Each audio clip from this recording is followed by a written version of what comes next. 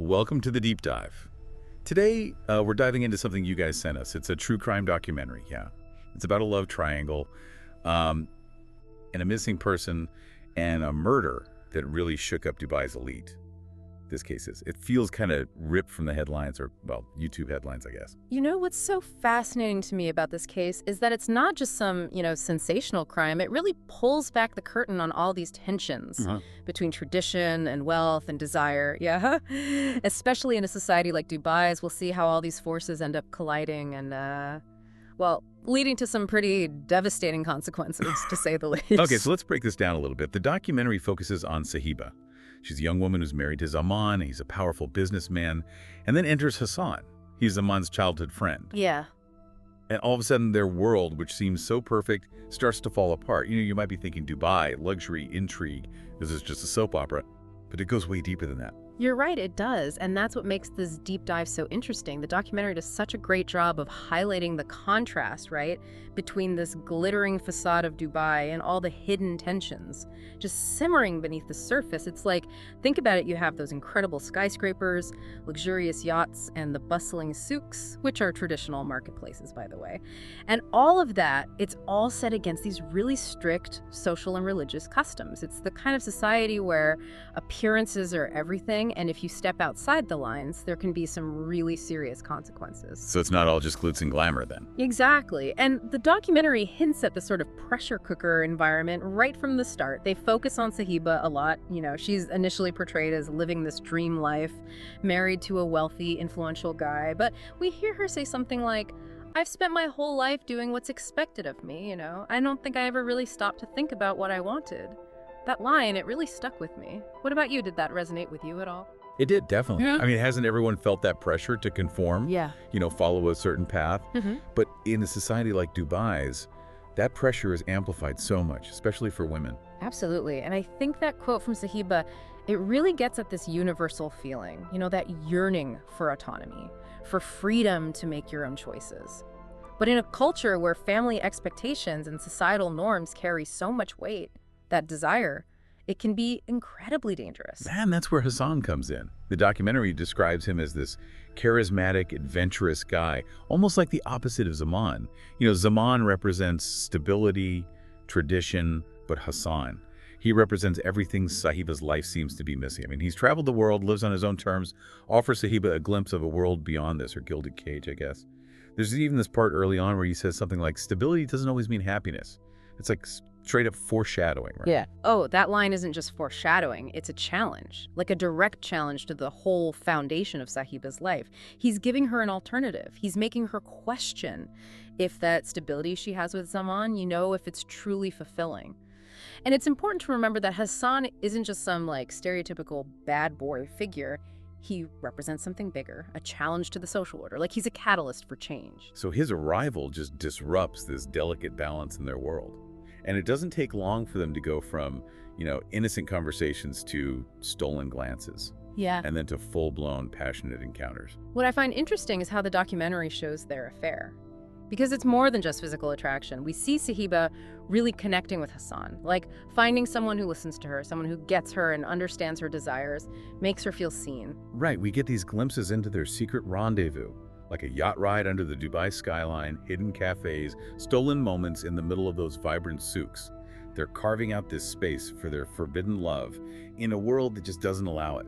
Think about what that secrecy means, especially in Dubai's social structure. Their affair, it becomes an act of rebellion, like they're playing a dangerous game with incredibly high stakes. And the more they have to keep it hidden, the more intoxicating it becomes. But the consequences, if they're caught, those get more dangerous too. And secrets always come out eventually. The documentary shows how Zaman starts to notice things, like Sahiba being distant. He smells an unfamiliar cologne on her. So he tasks Rashid, one of his trusted employees, with investigating. And Rashid comes back with photos, evidence of their affair. Zaman's worst fears confirmed. The confrontation scene is intense. Zaman throws these photos at Sahiba. He's shouting, "You threw away our marriage because you felt alive. Do you even hear yourself?" You can almost feel the walls closing in around her. Remember that quote we talked about earlier about Sahiba feeling like she never really lived for herself? Zaman, even though he's so angry and betrayed, he actually touches on the same thing.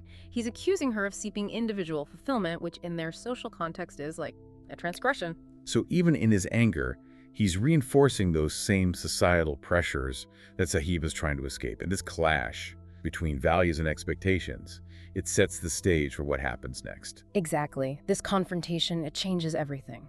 The story shifts from forbidden romance to something much darker, a tale of revenge. And it's about the lengths that people will go to, to protect their honor, to maintain control. And this is where things take a really dark turn. Zaman sets up a meeting with Hassan. It's at a private desert retreat, supposedly for business. But you can tell the tension's so thick, something much more sinister is about to happen. So we left off with Zaman setting up that meeting with Hassan right in the desert setting. It's interesting, don't you think? It's not just some random empty backdrop. It's like, it means something more. Oh yeah, definitely. It symbolizes something. That isolation, the fact that things are so dire, The desert with its, vast emptiness and harsh conditions is a visual metaphor, Yes. right, for how they're feeling. That's a great way to put it. Zaman and Hassan, they used to be so close. And now they're caught in this battle, fueled by all that betrayal and jealousy and pride. Yeah, and the documentary doesn't hold back. It shows us what happens next, all the brutality of it. Zaman, he's just consumed by rage at this point, and he ends up taking Hassan's life. What got me was how calm he seemed after, like just totally chilling. He disposes of the body in the sand so methodically, almost like he's detaching from it all, Yeah. blocking it out. That detachment is what's really scary about this whole thing. It's like, it points to premeditation, right? Like he shut off his emotions, so he could do this horrible thing and then just go on with his life like nothing happened. But the truth has a way of coming out right. The documentary then shifts to the investigation, led by Inspector Khaled al-Mansour. And this is where things get really interesting, especially if you're into, detective work and all that. Inspector Khaled, he's so methodical in his approach. It's like a master class in investigation. He doesn't rush to conclusions, doesn't make assumptions. He starts by talking to Hassan's friends and family, building a picture of who this guy was. And he learns that Hassan was well-liked, had no enemies really, and that his best friend was Zaman. So even though Zaman is acting like he's just a grieving friend, Inspector Khaled picks up on something. What tipped him off about Zaman? What didn't seem right? It was little things, like remember, when Zaman gave his first statement, he left out that last phone call from Hassan, a tiny detail that most people would overlook, but not Inspector Khaled. He starts digging deeper, finds some holes in Zaman's alibi, then there's that blood, traces of it at the desert retreat. Zaman had said he'd never been there. It's like each inconsistency, it chipped away at the story Zaman had so carefully built. And then there's that moment. A local farmer, he comes forward. He tells the police he saw Zaman digging in the desert late at night. That's what leads them straight to Hassan's body, buried deep under the sand. See? That's a perfect example of how all these separate pieces of information can come together. When you have someone like Inspector Khaled looking at it all, the missed phone call, the blood, the farmer, on their own, they might not mean much, but together, it paints a very clear picture of guilt. It's just like an Agatha Christie novel, isn't it? Yeah. All these seemingly little clues, and then bam, the killer is exposed. And Zaman, despite all his money and influence, he gets caught in his own web of lies. The documentary makes a point of showing how even in a society like Dubai, where power and connections can get you pretty far, justice still matters. Inspector Khaled, he wouldn't give up. He wanted the truth. And that's what brings Zaman's world crashing down. Zaman eventually cracks under pressure. Right. He confesses to the whole thing. He talks about the betrayal, the rage, that moment when he snapped. But is it really just a crime of passion? Or is there something more going on here? That's the million-dollar question, isn't it? And the documentary, it leaves us hanging a bit. Yeah, on the surface, it's a classic tale of jealousy, a guy getting revenge. But if you look a little deeper, you see all these societal pressures, the expectations, the need to keep up appearances. It all plays a part in what Zaman did. He felt like his honor, his masculinity, even his identity was threatened by Sahiba's affair. So it wasn't just about him being personally betrayed, but like this violation of the social order. A transgression, like you said, against all those rigid rules that their world is built on. So Zaman's violence, it's a way to restore order, to get back his power and control. Exactly. And when he confesses, it's more than just admitting guilt. It shows how fragile his masculinity was, all that pressure he was under to uphold his social standing. In a way, he's a victim, too, of those same forces that were holding Sahiba back. So what happens to Sahiba? We know she didn't actually kill anyone, but she was part of it all for sure. What does the documentary tell us about her? You know, it's interesting. It doesn't really dive into Sahiba's life after that. We see bits and pieces, the public humiliation, everyone judging her. We know she leaves Dubai, tries to start over somewhere new, far from the scandal. But her side of it, her emotions, all that, it's kind of left unexplored. It's almost like they want us to imagine what happens to her. Right. Like, does she find peace, freedom, Yeah. outside of Dubai? Or will she always be haunted by what happened? Leaving things open-ended like that, it's powerful. It makes us think about the lasting impact of this tragedy, not just on Zaman, but on Sahiba too. It asks us to consider the cost of trying to find your own happiness, especially in a society that's so focused on tradition and doing what's expected. We've talked about the crime, the investigation, all the societal pressures, but there's one more thing to look at. The Dubai legal system. How do they handle a case like this? Yeah, the documentary does give us a peek into that. Even though it's mostly focused on the personal drama, it shows us the judicial process in Dubai. And in the next part, we'll look at the trial, the evidence, the verdict.